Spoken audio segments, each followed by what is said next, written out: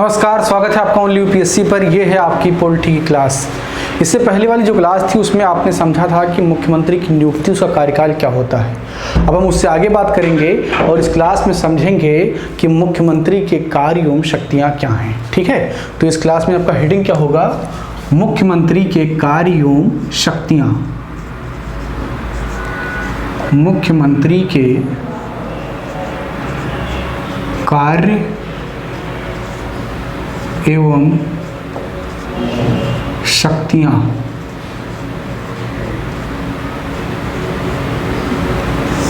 ठीक है, तो आपको पढ़ना है मुख्यमंत्री के कार्य एवं शक्तियाँ।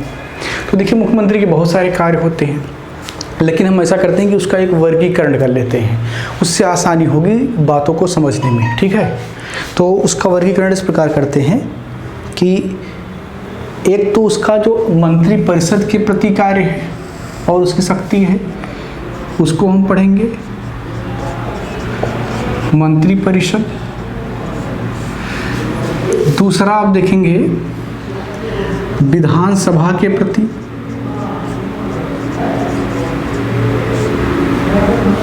और जो तीसरा होगा वो होगा राज्यपाल के प्रति।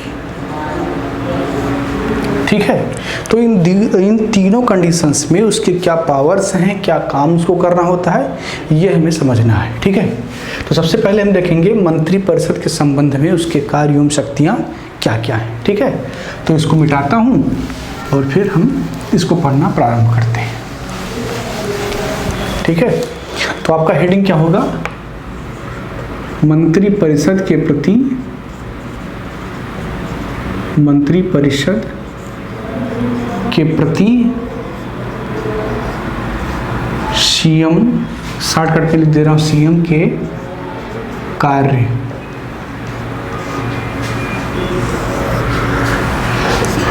Point number 1। ठीक है, तो आप जानते हैं कि मुख्यमंत्री की नियुक्ति कौन करता है?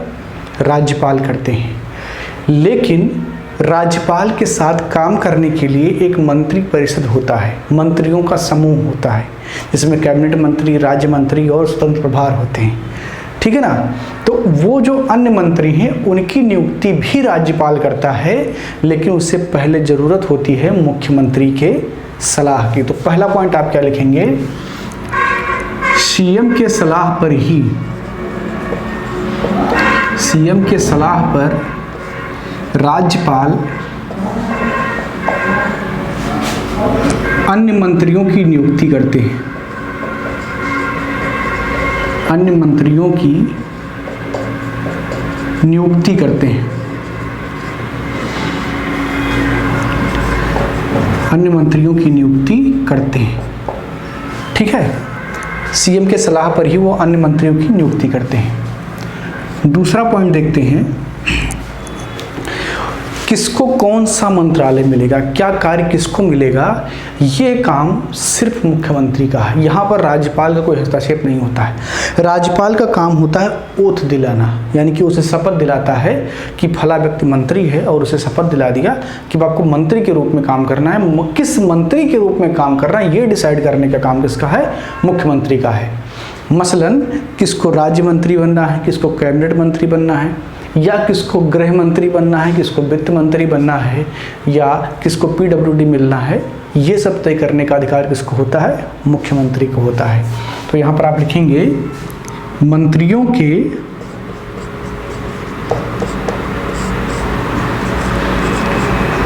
विभाग का आवंटन, विभाग का आवंटन, विभाग का आवंटन सीएम ही करते हैं।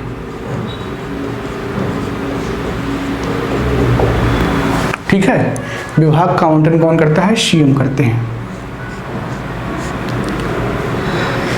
सीएम किसी भी मंत्री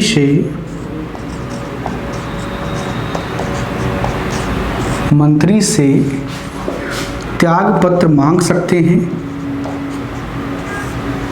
सकते हैं,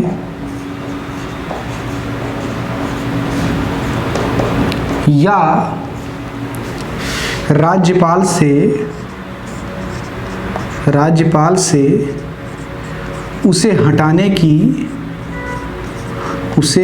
की सिफारिश कर सकते हैं, सिफारिश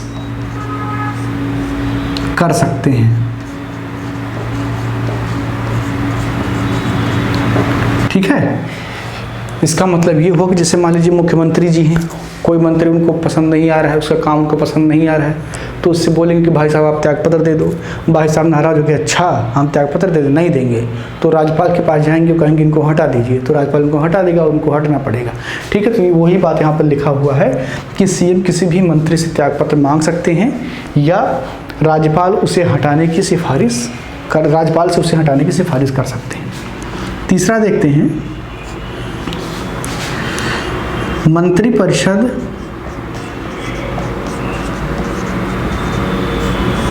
के सभी बैठकों में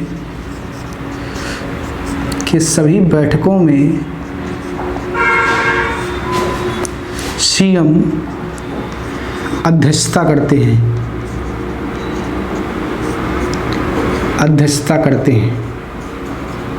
ठीक है, मंत्रिपरिषद के सभी बैठक में सीएम अध्यक्षता करते हैं। ठीक है, अगला पॉइंट देखते हैं, इसको मिटा दे रहा हूं मैं। अगला पॉइंट आपका क्या होगा, मुख्यमंत्री या सीएम लिख लीजिए आप, मुख्यमंत्री के त्यागपत्र देने से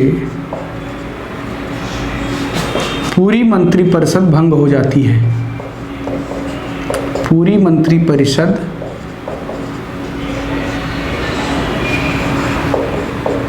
भंग हो जाती है।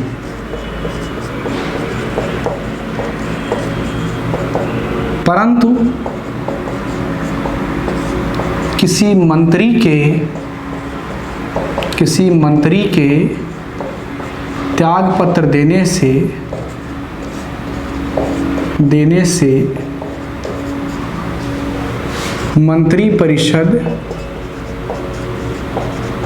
मंत्रिपरिषद के अस्तित्व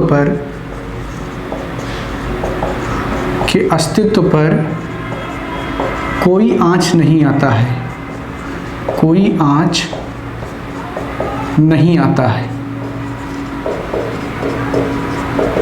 ठीक है ना, यानी कि यदि मुख्यमंत्री इस्तीफा दे देता है, त्यागपत्र दे देता है, तो मंत्रिपरिषद भंग हो जाता है, क्योंकि वो मुखिया होता है मंत्रिपरिषद का। ये समझा जाता है कि अगर सीएम ने इस्तीफा दे दिया तो इसका मतलब अब वो जो उनका पूरा एक टीम है वो काम नहीं करना चाहता है एज ए गवर्नमेंट। लेकिन यदि कोई मंत्री इस्तीफा देता है तो ये नहीं समझा जाता है कि सरकार ही काम नहीं करना चाहती है, ये लगता है कि वो व्यक्ति काम नहीं करना चाहता है। अतः किसी मंत्री के त्यागपत्र देने से मंत्रिपरिषद भंग नहीं होती है। ठीक है, तो ये मंत्रिपरिषद के संबंध में कुछ उनके कार्य हैं। ठीक है, अब हम देखते हैं राज्यपाल के प्रति पहले विधानसभा देखते हैं, विधानसभा के प्रति मुख्यमंत्री के क्या कार्य हैं।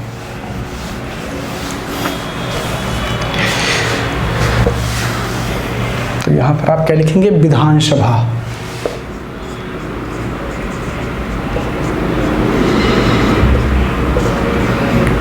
विधानसभा के प्रति सीएम के कार्य। ठीक है, तो पहला पॉइंट आप लिखेंगे, सीएम विधानसभा को मैं शॉर्टकट में लिखूंगा। ठीक है, विधानसभा के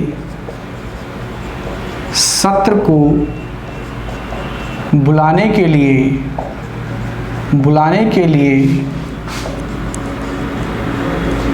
राज्यपाल से सिफारिश करता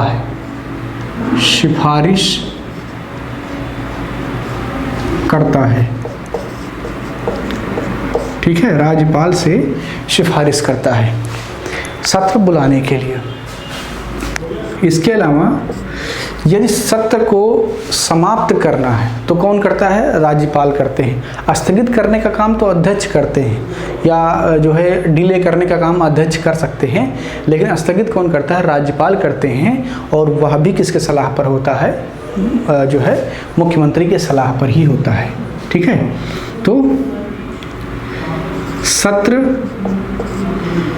समाप्ति भी सीएम के सलाह पर होता है।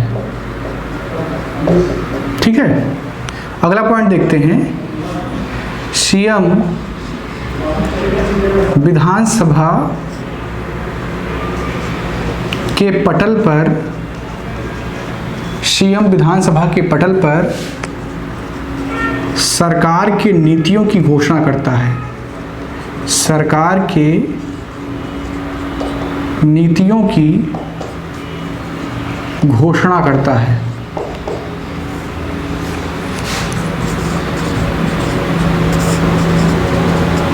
सीएम विधानसभा के पटल पर सरकार की नीतियों की घोषणा करता है। ठीक है, अगला पॉइंट देखेंगे।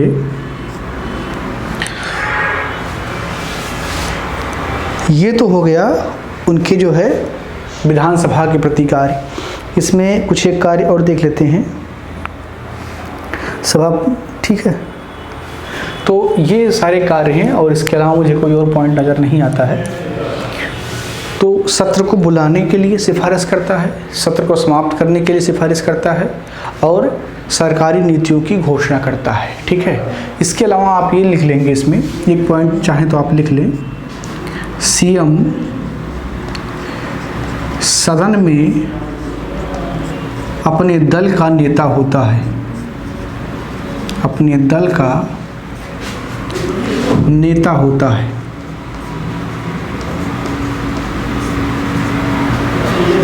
ठीक है, चलिए अब आगे देखते हैं।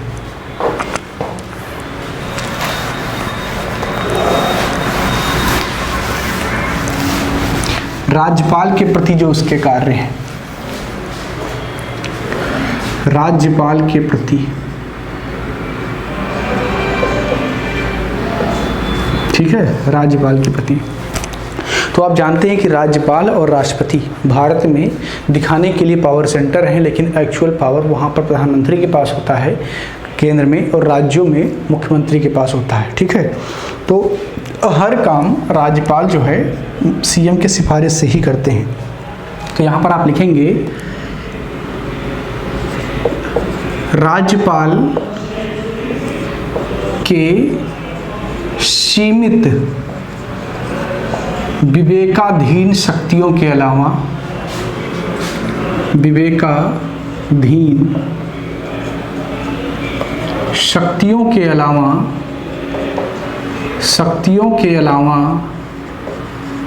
विवेकाधीन शक्तियों के अलावा सभी कार्य सीएम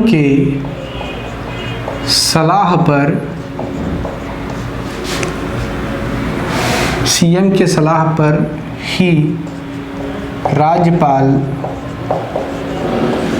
करते हैं। ठीक है, अब उनकी सीमित विवेकाधीन शक्तियां क्या हैं? जैसे वो किसी विधेयक को राष्ट्रपति के विचार हेतु रोक सकता है, ये उसकी विवेकाधीन शक्ति है। या राज्य में संवैधानिक स्थिति ठीक नहीं है, ये विवेकाधीन शक्ति किसकी है? राज्यपाल की है। इसके अलावा जितनी भी शक्तियां हैं वो सीएम के विचार के बाद ही होता है, यानी कि सीएम जब परामर्श देता है तभी राज्यपाल कोई काम कर सकते हैं। ठीक है, अगला पॉइंट आप आपको बताते हैं। सीएम राज्यपाल एवं सरकार के बीच का कड़ी होता है। ठीक है, यानी कि जो भी कार्य होता है उसकी जानकारी सीएम राज्यपाल को देता है, जो भी फैसले वो लेता है उसकी सारी जानकारी किसको दिया जाता है, सीएम को दिया जाता है। ठीक है, तो क्या होता है, सरकार और उसके बीच में एक कड़ी का काम करता है। ठीक है,